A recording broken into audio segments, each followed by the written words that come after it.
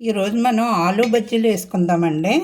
ఆలు బజ్జీలకి ఫస్ట్ ముందుగాను పిండి తడుపుకుందాము. శనగపిండి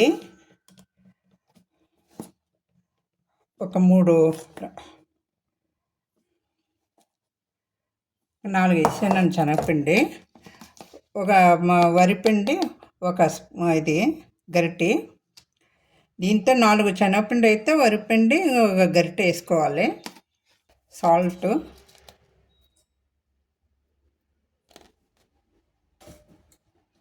కొంచెం కారం,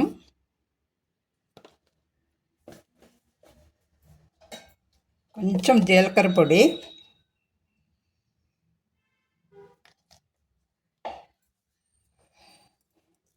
ఇప్పుడు దీన్ని కలుపుకోవాలండి మనం.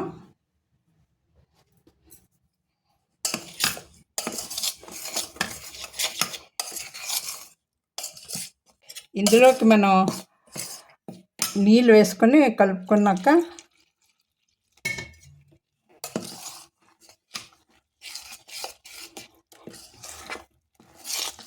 కొంచెం మనం సోడా బదులు మనం ఆయిల్ వేసుకోవచ్చు. సోడా ఎక్కువ వాడనండి నేను. కొంచెం ఆయిల్, వేడి ఆయిల్ ఇలా వేసుకొని కలుపుకుంటే సోడా అవసరం లేదు.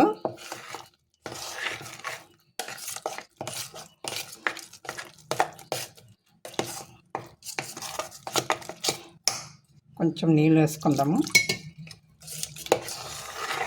ఇది ఒక పక్కన పెట్టుకుందామండి.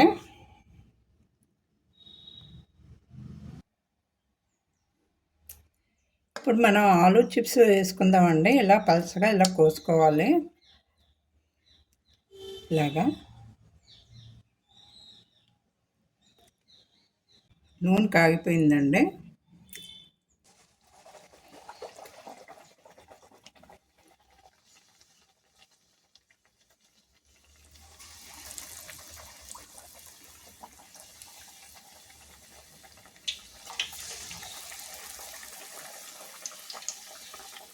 ఈ ప్లెయిన్ బజ్జీలు అండి, ఆలు బజ్జీలు. మనం ఇంకా కొత్తిమీర, కరివేపాకు అన్నీ వేసుకొని ఇంకో ఆయిల్ చూపిస్తాను. అది కూడా టేస్ట్ బాగుంటుంది. దీనికేమో పచ్చడి ఉండాలి, దానికి పచ్చడి అయ్యి అవసరం లేదు. వీటికేమో సాస్ అది ఉండాలి.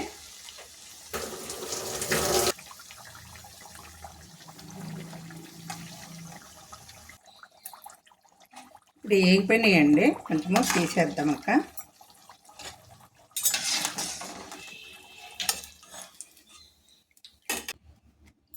ఇప్పుడండి ఇదే పిండిలోనూ మనము వేసుకుందామండి. కరివేపాకు, కొత్తిమీర వేసానండి. కొంచెం అల్లము చితక్కొట్టి వేయాలి.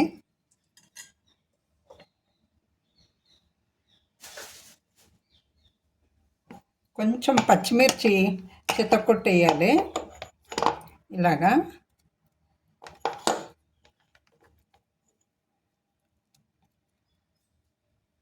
కొంచెం సాల్ట్ వేసుకోవాలి. ఇవన్నీ వేసాం కాబట్టి కొంచెం సాల్ట్ పడుతుంది. ఇప్పుడు కలుపుకోవాలి.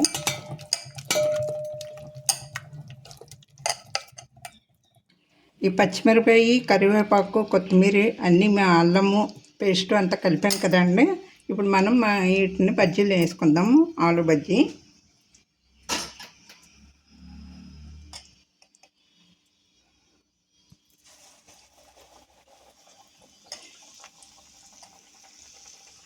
కొంచెం కారకారంగా బాగుంటాయి తినటానికి. ప్లెయిన్ ఏమో పిల్లలకి సాస్లో వేసుకొని వండుకొని తింటారు.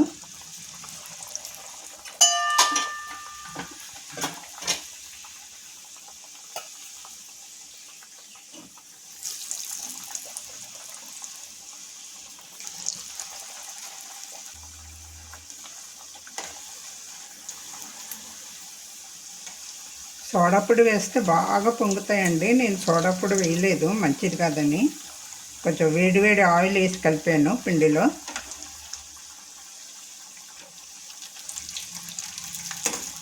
మనం అవసరమైతే వేసుకోవచ్చు.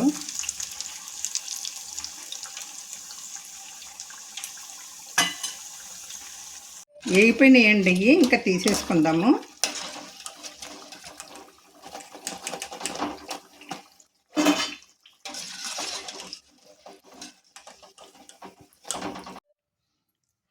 ఇగోండి ఈ ప్లేన్ ఆలు బజ్జీ. ఏమో పచ్చిమిర్చి, కొత్తిమీర, కరివేపాకు అన్నీ వేసిన బజ్జీలు, ఆలు బజ్జీలు. ఇదేమో సాసు.